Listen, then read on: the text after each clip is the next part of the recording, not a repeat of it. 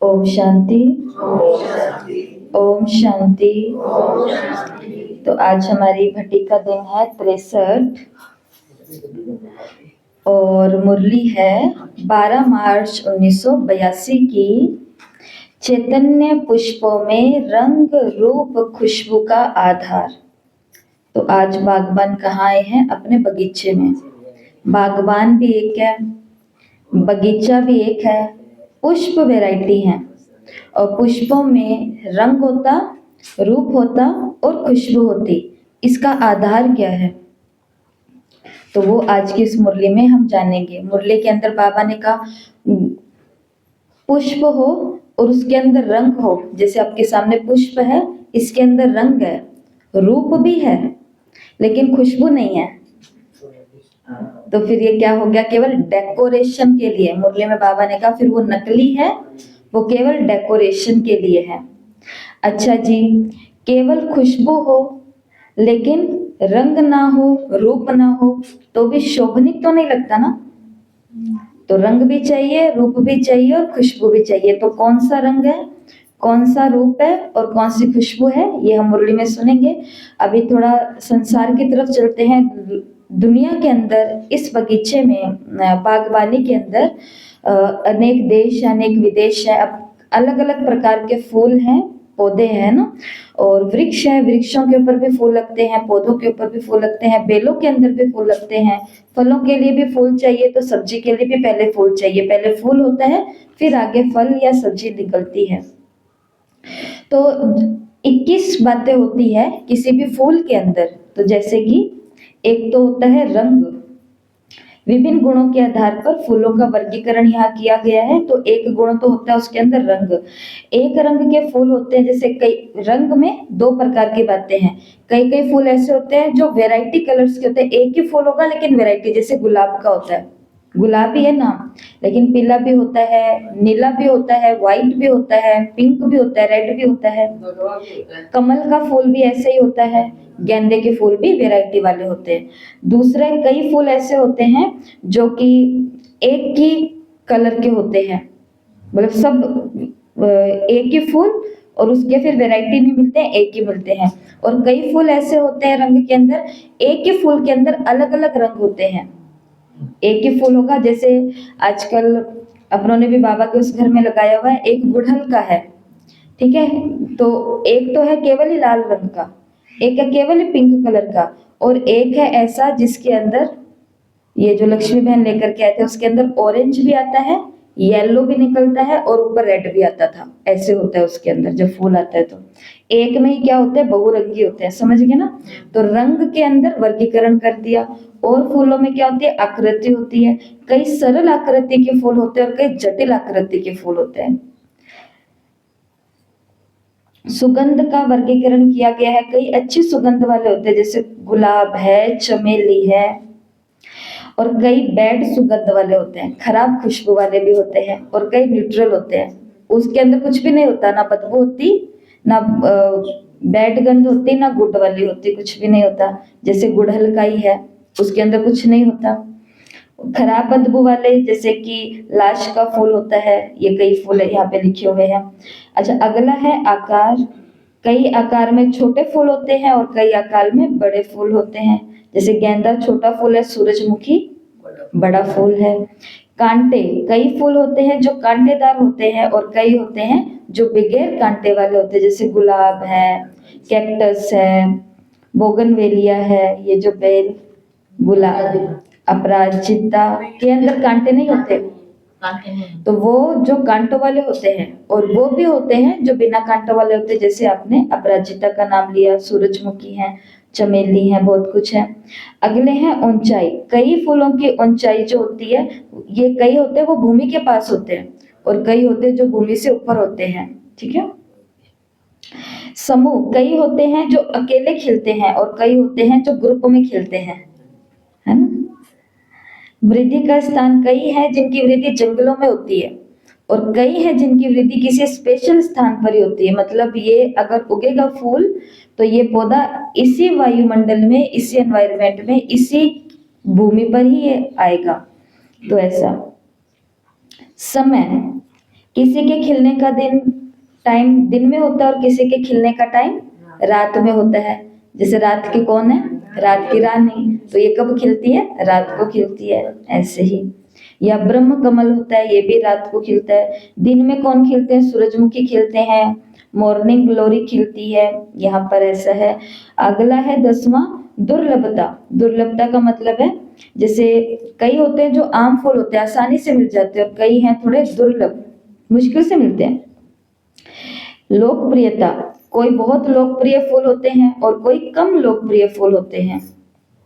वजन, कोई भारी फूल होते हैं, कोई हल्के फूल होते हैं। एक दिमाग में बोला ना, केतकी का फूल होता है, बोलते हैं वो सिर्फ अपन का मेरे पे नहीं, वो मुझ पे नहीं चढ़ाना है। अच्छा, उसका नाम है केतकी। वो बाबा को बच्चे जो पसंद नहीं आए, धोखेबाज बाबा ने कहा मेरे ऊपर नहीं चढ़ाना। सही है। अगला है वर्गीकरण औषधि मूल्य के आधार पर। कई फूल होते हैं वो औषधि वाले होते हैं और कई हैं वो गैर औषधि वाले हैं, उसको औषधि के रूप में नहीं यूज कर सकते। कॉस्ट, लागत के आधार पर कई महंगे फूल होते हैं, कई सस्ते फूल होते हैं। जीवन काल, किसी का लाइफ बहुत कम होती है, किसी की लाइफ थोड़ी बड़ी होती है, ज्यादा होती है। खाने योग्य, कुछ फूल ऐसे होते हैं जो खाने योग्य होते हैं, जैसे गुलाब, गेंदा, सदाबहार का फूल, या जो आप अपराजिता को भी पानी में उबाल करके पियो या खाओ, ऐसे बहुत फूल हैं। और कई होते हैं जो अखाद्य फूल होते हैं, जिनको जो खाने लायक नहीं होते हैं। अक का फूल खाएंगे? नहीं खाएंगे। धतूरे का फल, धतूरे का तो फूल भी होता है, फूल के बाद ही फल आएगा। अच्छा, उसके फूल भी नहीं खाए जाते। उपयोग, यूज के आधार पर कईयों का यूज है वो सौंदर्य के लिए होता है, कई का औषधि के लिए होता है, कॉस्मेटिक के लिए होता है, कोई का खाने के लिए होता है, कोई का सुगंध के लिए होता है, कोई का धार्मिक काम के लिए होता है, कोई का पर्यावरण के लिए होता है। ऐसे कई सारे यहाँ पर बताए हुए उपयोग। 18वां है मौसमी फूल, अर्थात कई गर्मी के फूल होते हैं, कई सर्दी के फूल होते हैं, कई बारिश के फूल होते हैं। 19वां है पंखुड़ी संरचना, कई एकल पंखुड़ी वाले होते हैं और कई बहु पंखुड़ी वाले होते हैं। गुलाब। 20वां है विकास का पर्यावरण, कई हैं जो जलीय फूल होते हैं, जैसे कमल है, कहाँ खिलेगा? जल में ही। घर में भी अगर आपको लगाना है तो उसके लिए जो पॉट तैयार करना पड़ेगा वो पानी कीचड़ वाला तैयार वैसे करना पड़ेगा, पानी ज्यादा होएगा। उसका नाम है रोहिड़ा। रोहिड़ा हाथ लगा इतना सुंदर होता है, बहुत सुंदर है। भगवान ऐसे बदन गाते हैं कि भगवान आपने रोहिड़े को रूप दिया, भूल गया भगवान जी, इतना सुंदर बनाया कि उसके हाथ लगाते ही वो मुरझा जाता है।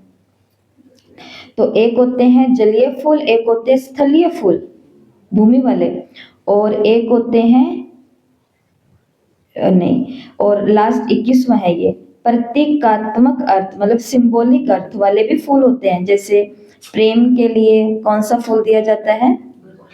गुलाब का फूल दिया जाता है। शांति और प्योरिटी के लिए सफेद लिली, व्हाइट लिली और कमल दिया जाता है। शोक के लिए भी होते हैं ग्लेडियोनम, ऐसे मित्रता के लिए भी दिए जाते हैं, फ्रेंडशिप डे पर दिया जाता है येलो कलर का गुलाब, डेजी का फ्लावर।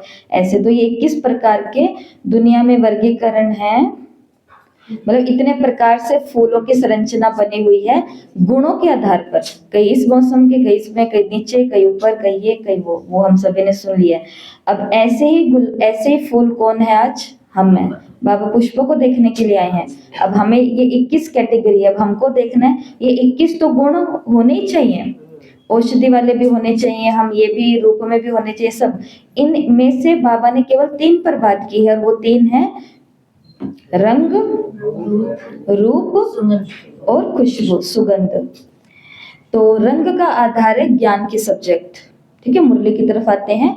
रंग का आधार है ज्ञान की सब्जेक्ट। जितना जितना ज्ञान स्वरूप होंगे उतना रंग आकर्षण करने वाला होगा, दूर से भी किसी आत्मा को आकर्षित कर लेगा।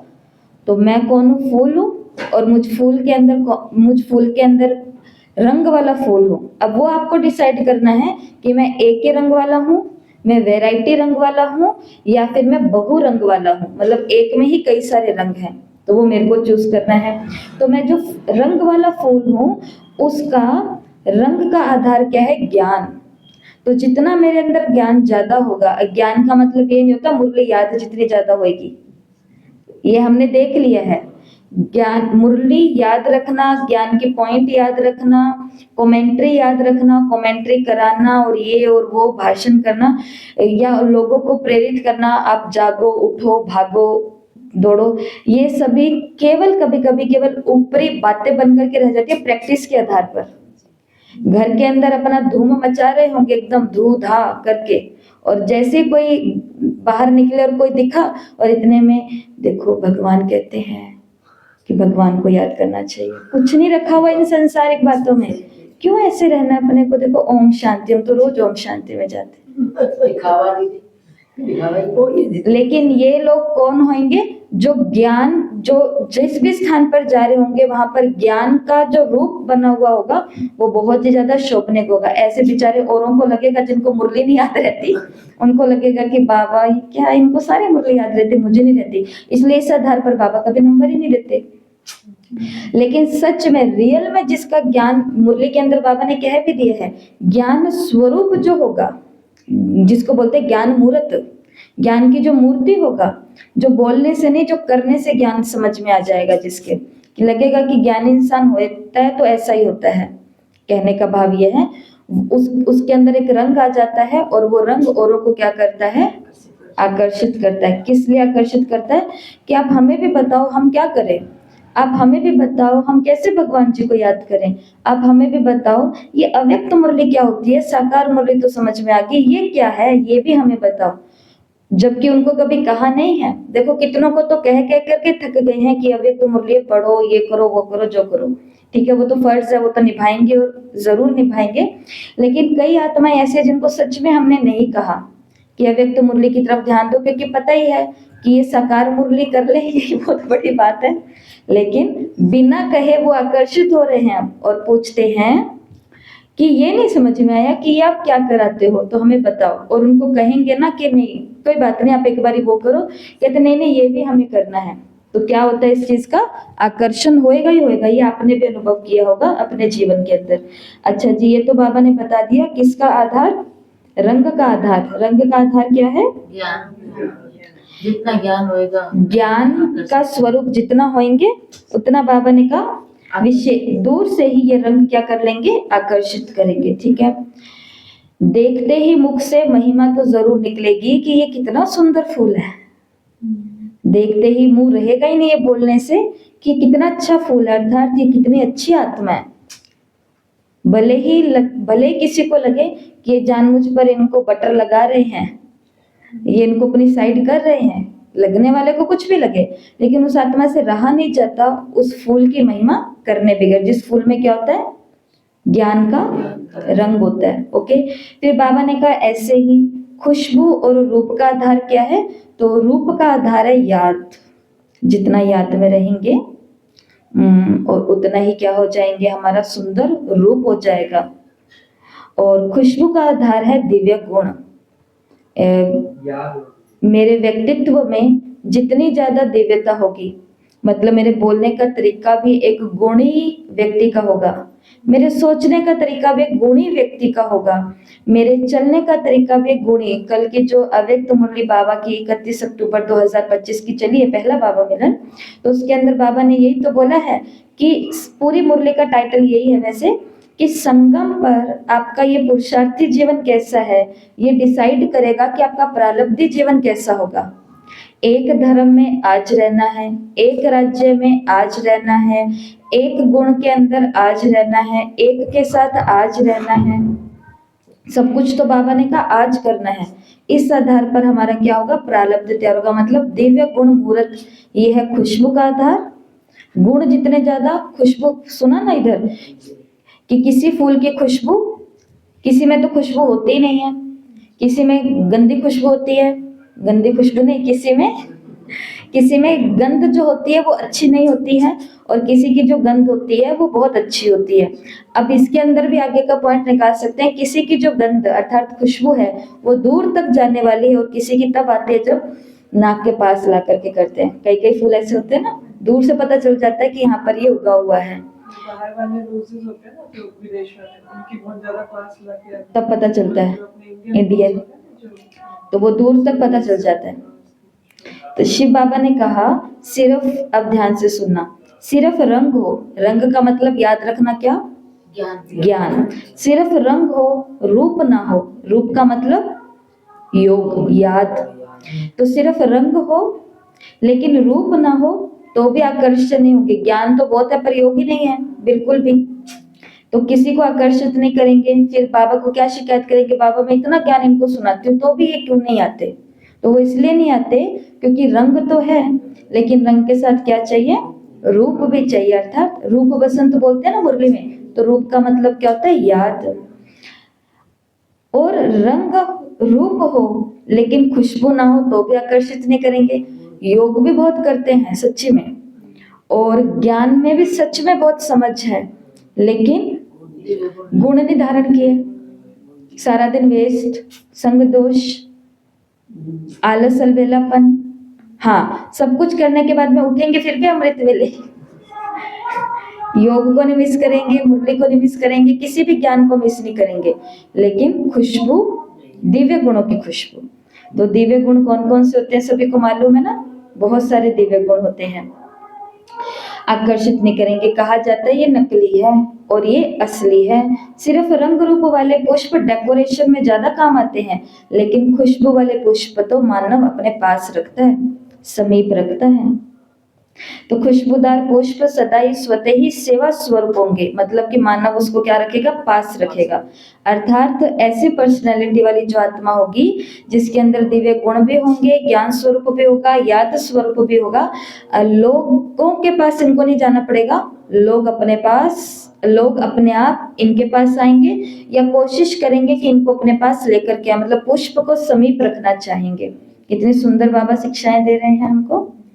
तो मुरली में बाबा ने कहा ये एक बगीचा है और यही एक ऐसा बगीचा है, दुनिया में ऐसा और कोई बगीचा हो नहीं सकता। बाबा ने कहा बताओ, विदेश वालों के पास है ऐसा बगीचा, भारत वालों के पास है, किसी के पास नहीं है, भगवान के पास है। बागवान भी कौन है, एक ही है, बागवान भी एक है, बगीचा भी एक है तो बागवान भी एक है। और ये बगीचा कैसा है, रूहानी बगीचा है। मुरली के अंदर आया कि ये बगीचा कैसा है, रूहानी बगीचा, रूहानी खुशबूदार फूलों की रौनक से और किसी भी समय पर नहीं मिल सकता है, तो ऐसा ये बगीचा है। तो रूहानी बगीचा है, ईश्वरीय, और ये अल्लाह का बगीचा है। ठीक है, नामी ग्रामी ये बगीचा, ये देखो है ना, ऐसे चैतन्य ईश्वरीय बगीचे का रूहानी पुष्प हूँ, ऐसा नशा रहता है। तो मैं कौन से बगीचे का पुष्प हूँ, अल्लाह के बगीचे का, ईश्वरीय बगीचे का। और यहाँ पर जो ये जो यहाँ पर जो पुष्प होते हैं, ये पुष्प कैसे हैं, चैतन्य, ये बोलते भी हैं। बच्चों को देखा ना टीवी देखते हुए, तो वहां पर गाय है, बोलती है, वहां पर शेर भी बोलता है, वहां पर चूहा, टॉम एंड जेरी, बिल्ली और चूहा दोनों वहां पर बोलते हैं। टॉम एंड जेरी में यही है ना, तो ये बोलते हैं। और कई कई ऐसे भी हैं बच्चों के जहाँ पर फूल भी बोलते हैं, जहाँ पर बस भी बोलती है, जहाँ ट्रेन भी बोलती है, जहाँ पर सब बोलते हैं, अर्थात चेतन है, चेतना है उनके अंदर। तो ये जो है ये कैसा बगीचा और कैसे फूलों का बगीचा है, चैतन्य, चैतन्य। और साथ में ये वाला बगीचा ऐसा है जो कोड़ी को हीरे तुल्य बनाने वाला है। देखो उन बगीचों में तो हीरे तुल्य भी कोड़ी तुल्य बन सकते हैं। लोग पार्कों में जाते हैं, बगीचों में जाते हैं, तो जरूरी नहीं है हीरे तुल्य बनने के लिए जाते हैं, कोड़ी तुल्य बनने के लिए भी जाते हैं। लेकिन इस बगीचे में जो आएगा वो क्या बन जाएगा, बने कि नहीं बने, कीमत बढ़ी है कि नहीं बढ़ी है हमारी। और ये एक ऐसा बगीचा है जो केवल संगम युग पर ही मिलता है, पूरे कल्प में और कहीं पर भी ऐसा बगीचा नहीं मिल सकता। ठीक है, तो जिनके अंदर रंग रूप और खुशबू होगी वो कहाँ भी होंगे, लेकिन सेवा उनसे स्वतः ही होती रहेगी। अर्थात रूहानी वायुमंडल बनाने के वो निमित्त बनेंगे। वो यहाँ बैठे हैं, आत्माएं कहीं दूर किसी दूसरे देश में बैठी है, यहाँ बैठे बैठे वो दूसरे देश की आत्मा को आकर्षित कर लेंगे, अर्थात उनको भी अपने जैसा रंग रूप और खुशबू वाला बना देंगे। वो निमित्त बन जाएंगे, भले वो कहाँ भी होंगे। अगर सिर्फ ज्ञान सुन लिया योग लगाने के अभ्यासी बन गए, लेकिन ज्ञान स्वरूप योगी जीवन वाले वह प्रैक्टिकल दिव्य गुण मूर्त ना बने तो सिर्फ डेकोरेशन वाले बन जाएंगे। और अब ध्यान से सुनना, डेकोरेशन वाले बन जाएंगे का मतलब क्या होता है?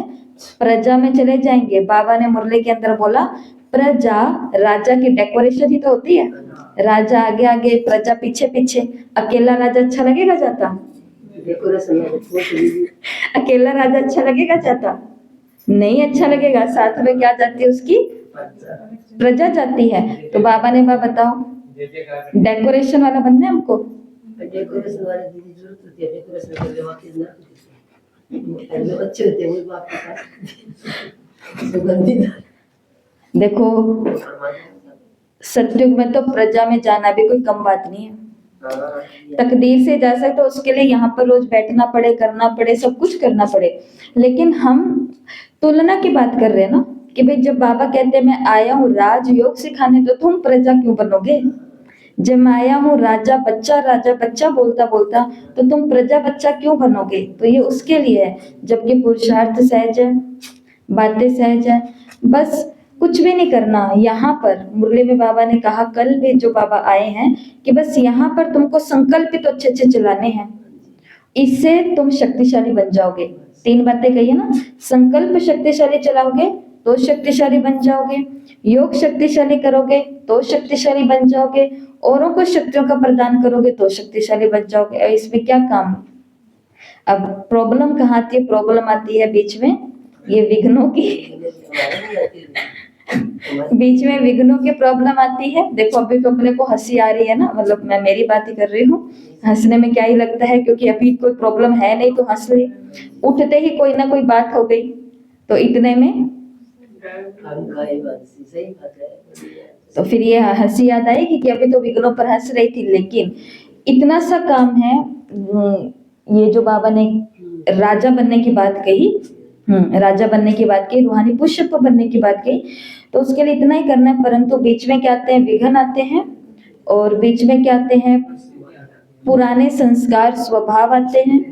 बीच में क्या आते हैं? मेरे किए गए पाप कर्मों का फल बीच में आता है। मतलब कि मेरा स्वभाव संस्कार भी बुरा नहीं है, मैं किसी को ना बुरा कह रही हूँ ना बुरा कर रही हूँ, परंतु फिर भी मेरे साथ बुरा बुरा क्यों हो रहा है इसका अर्थ, और ऊपर से मैं अच्छे के बीच भी बोल रही हूँ, फिर भी बुरा क्यों हो रहा है? पिछले जन्म के कर्मों का फल सामने आ रहा है। तो वो हंसते हंसते खाएंगे, चाहे रोते रोते खाएंगे, खाना तो पड़ेगा।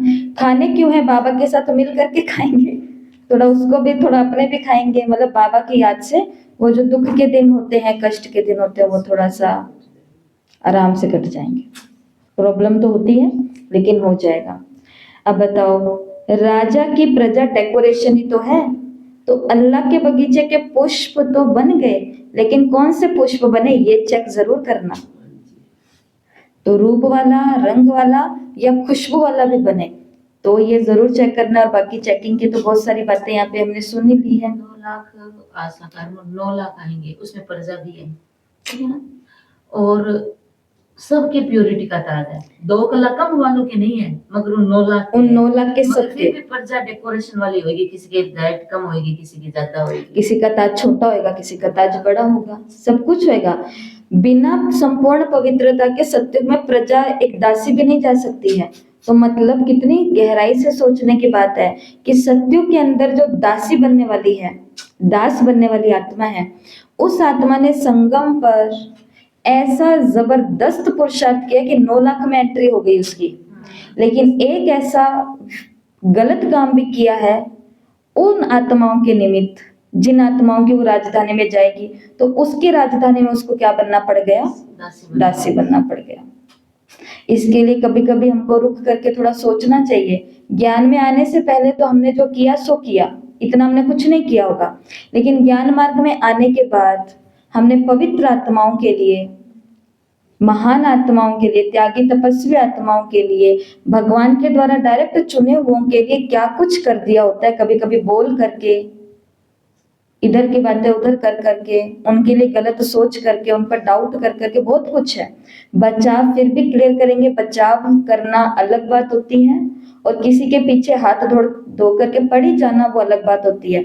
तो यहाँ पर जो ये करेगा ना, मतलब किनारे होकर के और टॉर्चर करना, मानसिक तनाव देना, ये आत्माएं पुरुषार्थ बहुत तकड़ा कर रही होंगी संगम पर, लेकिन ये आत्माएं उनकी राजधानी में क्या बन जाएंगी,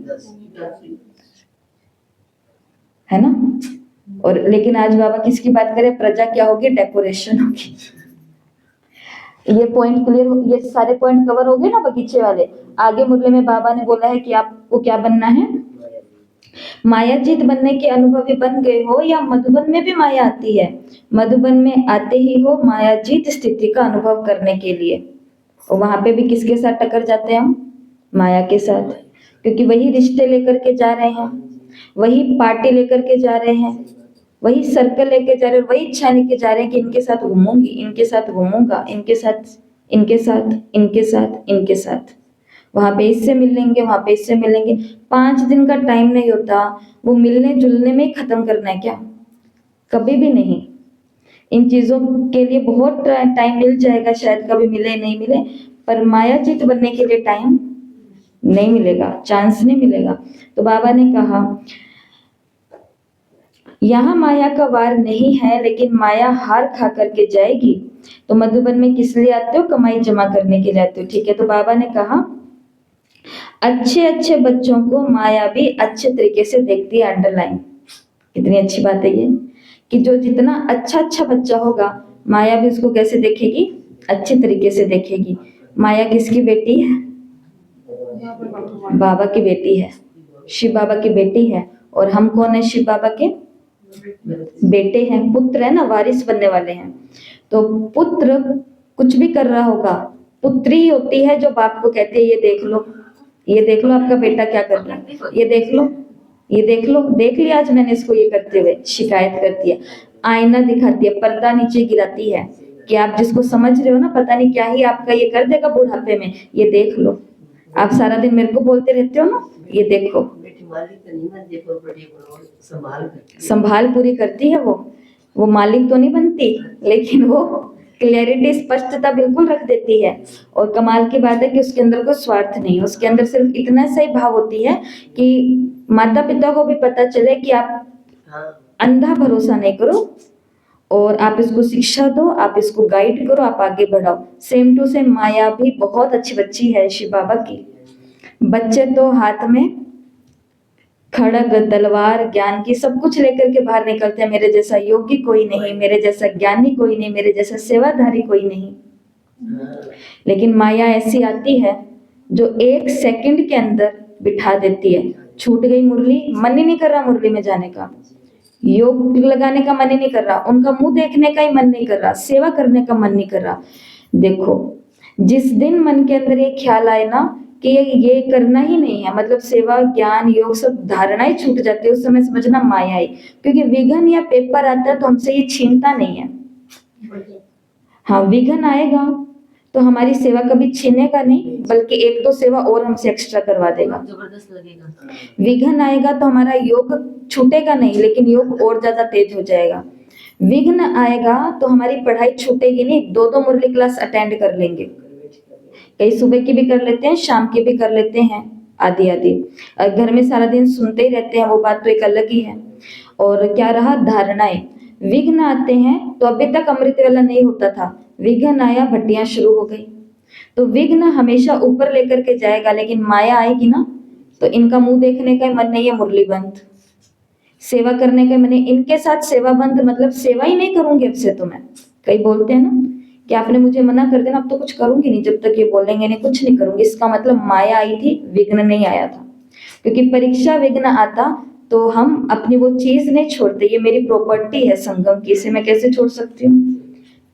अंतर समझ में आया पेपर और माया का।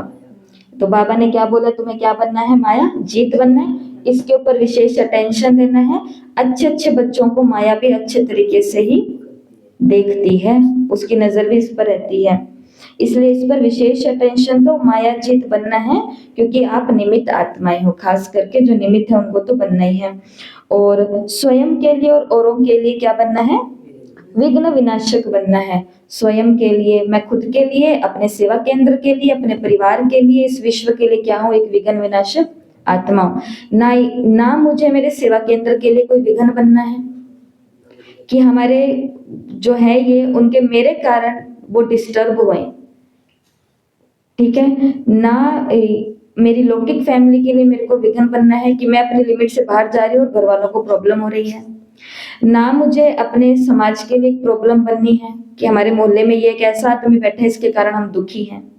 ना अपने देश के लिए हमें विघ्न बनना है, ना प्रकृति के लिए। तो मैं कौन हूँ? वायुमंडल के लिए, स्वयं के लिए और सर्व के लिए विघ्न विनाशक हूँ। और लास्ट बाबा ने कहा सूरज। सूरज क्या करता है? खुद प्रकाशमान है, इसलिए औरों का भी अंधकार मिटा करके उनको क्या दे देता? रोशनी दे देता और खिचड़ा भस्म कर देता। दो काम करता है सूरज, रोशनी देता और खिचड़ा भस्म कर देता। तो बाबा ने कहा आप भी अपनी शक्तियों का स्टॉक चेक करो। इतनी शक्तियां हैं जो हम औरों को प्रकाश भी दे सके, रोशनी भी दे सके कि लाइफ को ऐसे नहीं जीना आपको, ये आपका तरीका ही गलत है। लाइफ को आप ऐसे जियो। और दूसरा, हम उनका किचड़ा भी समाप्त कर सके। माना कि उनकी कमी कमजोरी है, गलत बुरी अच्छी बात है, तो वो सिर्फ स्वयं के प्रति नहीं, स्टॉक जमा करके औरों के प्रति भी। तो मैं मास्टर ज्ञान सूर्य हूँ। ऐसे दो स्वमान तो मुरली में बाबा ने बिल्कुल स्पष्ट बोले हैं। मैं रूहानी पुष्प हूँ, चैतन्य पुष्प हूँ, और ये एक मैं मास्टर ज्ञान सूर्य हूँ। तो ये आज की मुरली रही है। तो ये मुरली सभी को पढ़नी है और फिर बाद में टीचर से भी मुलाकात है। और बीच में कर्नाटक का ग्रुप और ये सब बैठे हुए, अलग से पॉइंट नहीं आया है, परंतु बाबा ने विदेशियों से, कर्नाटक वालों से भी मुलाकात की है। तो आज की मुरली के होमवर्क है पहला, थीमेटिकल मेडिटेशन वो करनी है। मतलब थीम है, जैसे आज की थीम मुरली किस पर चली है? पूरी की पूरी पुष्प बगीचे पर, पुष्प पर चली है ना, फूल के ऊपर चली है। तो खुद को आज क्या समझना? मैं कौन हूँ? मैं चैतन्य फूल हूँ। और फूल बन करके ही, मतलब एक रास्ता चूज कर लो, जैसे यहाँ से लेकर के वहां तक 10 चक्कर निकालने हैं, ठीक है। दिमाग के अंदर सेट कर लिया रास्ता यही है, यहाँ से लेके वहां तक मुझे 10 चक्कर लगाने हैं। तो अपना ये वॉक डिस्टेंस जो है वो फिक्स करो, मार्ग फिक्स करो, और फिर उसके ऊपर कितने टाइम तक घूमना है वो भी फिक्स करो, और फिर क्या चल करके कौन सा मेडिटेशन करते करते घूमना है इस थीम का। कि कल्पना करें जो दुनिया के बगीचे में सुगंध फैला रहा है, ऐसा मैं फूल हूँ। तो घूमते घूमते मैं क्या कर रहा हूँ? दुनिया के बगीचे में खुशबू, सुगंध फैला रहा हूँ, ऐसा मैं फूल हूँ। हो जाएगा ये काम? इसके लिए सभी को टाइम निकालना है। वो आपके घर की छत हो सकती है, वो जैसे अभी आपका ये घर का एरिया हो सकता है, तो वो आप करना है। और आज फूल बन करके घूमेंगे तो इस घर के अंदर ही घूमेंगे, तो इस बगीचे के अंदर ही घूमेंगे, तो इस सड़क के ऊपर ही, लेकिन संसार के बगीचे में सुगंध फैलाने वाला मैं फूल हूँ। और सुगंध कौन सी है? आज ही पढ़ लिया हमने, कौन सी खुशबू है? दिव्य गुणों की खुशबू, सूर्य की खुशबू, मायाजीत बनने की, विघ्न विनाशक की अनेक है। और दूसरा आज काम करना है, एक सूर्य बनाना है सभी को, जिसकी किरणें उन गुणों और शक्तियों को दर्शाती हो कि वो मास्टर ज्ञान सूर्य के रूप में वर्गीकरण करे। मतलब ऐसा चित्र बनाना है सूरज का, जिससे किरणें जो निकल रही हैं वो ये प्रदर्शित करे उस चित्र में कि ये गुण और शक्तियों की किरणें निकल रही हैं, ठीक है।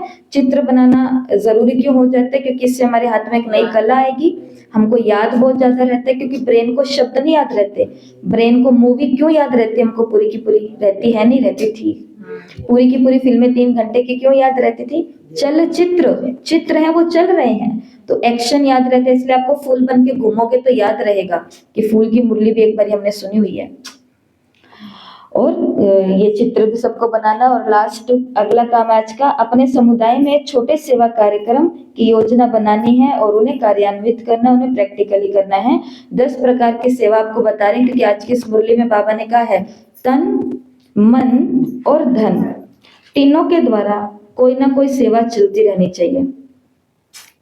सिर्फ तन मन नहीं, सिर्फ धन भी नहीं लगाते रहे, ये लो दीदी पैसे ये कर देना, ये लो पैसे ये कर देना, ये लो। तन भी जरूरी है, मन भी जरूरी है और धन। ऐसा मुरली में बाबा ने कहा तन भी लगे, मन भी लगे, धन भी लगे, इसलिए तीनों प्रकार की सेवा करनी पड़े। थोड़े समय में तीनों प्रकार की सेवा से लाभ ज्यादा लेना है, फायदा ज्यादा लेना है, पदम कमाने हैं, मार्क्स जमा करने, ऐसे एक ही बात को बाबा ने अलग अलग बारी बोला है। तो अब सेवा कौन सी करें? तो ऐसे 10 सेवाएं आपको बता रहे हैं जो आपको अच्छी लगे, कम से कम 2 तो करनी है। सफाई अभियान, समूह सार्वजनिक स्थान जैसे कि पार्क, सड़कों के किनारे या सामुदायिक भवनों की सफाई करें। चिंतन करें कि गतिविधि के बाहर बाहरी और आंतरिक स्वच्छता मेरी हो चुकी है। एक सेवा आप करना चाहें तो ये कर सकते हैं, भोजन का वितरण करना। जरूरतमंद लोगों को भोजन या पेय पदार्थ तैयार करके वितरित करें, जैसे कि स्थानीय आश्रम होते हैं, गृह आश्रम होते हैं, वृद्धाश्रम होते हैं, अनाथ आश्रम होते हैं, सामुदायिक केंद्र होते हैं। फिर अगली सेवा है वृद्धाश्रम में जाना, वरिष्ठ नागरिकों के साथ थोड़ा समय बिताना, गीत गाना, प्रेरक कहानियां उनके साथ साझा करना, और इससे फिर क्या होगा, हमारे अंदर करुणा और प्रेम का गुण बढ़ता जाएगा। एक सेवा है पौधारोपण करना, फूल या पेड़, इससे कुछ भी लगाएं पौधे, और इससे अनुभव करें कि आध्यात्मिक सुगंध है वो चारों ओर फैलेगी। प्रेरणादायक पत्र आप लिख सकते हैं। 5वीं सेवा, अस्पताल के कर्मचारी, शिक्षकों या सफाई कर्मियों जैसे समुदाय कार्यकर्ताओं के लिए प्रेरक संदेश या धन्यवाद के पत्र लिखें। जो सफाई का काम करते हैं हमारे घरों में भी, आसपास में भी, कहीं पर भी, हॉस्पिटल में भी, कहीं पर भी, उन लोगों को हम थैंक्स तो कभी करते ही नहीं है, कभी नहीं करते। तो ये भी एक सेवा है। तो अगर ये कोई करना चाहे तो सेवा कर सकता है कि छोटे छोटे थैंक यू कार्ड बना करके उनको दे सकते हैं। इससे दया और प्रशंसा का प्रभाव का विचार, वो बाबा बोलते हैं ना, सेवा ऑटोमेटिक होती है। जब सफेद ड्रेस के अंदर बैच लगा हुआ है कोई व्यक्ति किसी को कुछ देगा तो क्या उनकी नजर नहीं जाएगी कि ये तो ओम शांति वाले हैं? ये सबको पता, ओम शांति वाले आत्मा परमात्मा करते हैं, ये बातें बताने किसी को जरूरत नहीं है, वो सबको ही पता है। लेकिन ओम शांति वाले और भी बहुत कुछ करते हैं, ये ऑटोमेटिक उनको पता चले, उसके लिए सेवाएं हैं। पड़ोस में खुशी का कार्ड बांटना, बताओ ये कितनी बड़ी सेवा है। प्रेरणादायक संदेशों के साथ हाथ से बने हुए कार्ड बनाएं और पड़ोसियों या राहगीर जो भी आते जाते हैं उनको वितरित करें। चिंतन करें छोटे छोटे इशारे दूसरों को कैसे प्रेरित कर सकते हैं, इसके ऊपर चर्चा भी करें। अगला है पानी और छाया के स्टेशनों का स्थापना, मतलब कोई बना सकता है तो छाया की कोई शेड का स्थान बनाना। पानी की, अस्थायी पानी की भी व्यवस्था कर सकते हैं जहाँ पे श्रमिक और राहगीर आए और उनको राहत मिले। जैसे लोग रख देते हैं ना, वाटर कूलर रख देते हैं, कई तो पेय स्थान ही बना देते हैं। 9वां है पुस्तकें और खिलौनों का दान। घर के अंदर किताबें भरी पड़ी है, घर के अंदर खिलौने भरे पड़े हैं, लेकिन निकाल करके किसी बच्चे को दान नहीं करेंगे, तो आज निकालो और दो। गरीब बच्चे भी बहुत हैं, अनाथ बच्चे भी बहुत हैं, तो उनको दे सकते हैं। तो इससे क्या होगा, दूसरे की खुशी का मूल्य हमें पता चलेगा। और लास्ट है सामुदायिक ध्यान की सत्र। निःशुल्क ध्यान सत्र आयोजित करें, लोगों को बता दें। जैसे कि अब आपको पिकनिक का होमवर्क दिया गया था, तो कल मेरे को बताया कि पिकनिक का ऐसे करके एक टाइम, एक डेट और एक जगह हम लोग आपस में विचार कर रहे हैं। तो वो पिकनिक केवल क्लास वालों की क्यों रहे, उसके अंदर अगर आप करना चाहते हो, जस्ट एक आइडिया है ये जो आज का होमवर्क भी है, कि सामुदायिक ध्यान सत्र, कि आप लोगों को इकट्ठा करो, लोगों को बताओ कि यहाँ पर मेडिटेशन फ्री कॉस्ट में आपको कुछ देर के लिए सिखाया जाएगा, कराया जाएगा, और ताकि अन्य लोगों को शांति और विश्राम का अनुभव हो। आपको कुछ नहीं लाना, कुछ नहीं करना, सब व्यवस्था आपके लिए होगी। आप बैठो, आओ, मेडिटेशन करो और थोड़ा रिलैक्स फील करो, चिंताओं से मुक्त फील करो। तो ये 10 सेवाएं हैं, ग्रुप में भी आपको भेज दी जाएगी। अब इन 10 की 10 सेवाओं को जो अगले 24 घंटे में कर लेगा, 10 की 10, कम से कम 2 तो सबको करनी है। झाड़ू निकालनी है, पर घर के अंदर नहीं। कोई भी ऐसा स्थान, नहरों के किनारे देखो क्या क्या भरा पड़ा है इधर उधर, है ना। तो ऐसा जो भी अपना सर्कल में करना चाहें, जो भी सुनने वाले हैं, तो कुछ भी ऐसी सेवा है वो करेंगे। अगर जिसने सारी की सारी 10 की 10 कर दी, आज जैसे अब 8 बजने में 3-4 मिनट पड़े हैं, 8 बजे से लेकर के कल के 8 बजे तक, तो उनको यहाँ से एक प्राइज दिया जाएगा, चाहे वो कहीं पर भी बैठे हैं वहां तक भेजा भी जाएगा। अगर 10 की 10 सेवा ये जिसने की, और कम से कम जिन्होंने सेवा की उनका तो नाम डिक्लेयर हो ही जाएगा। कम से कम 2, अधिक से अधिक 10।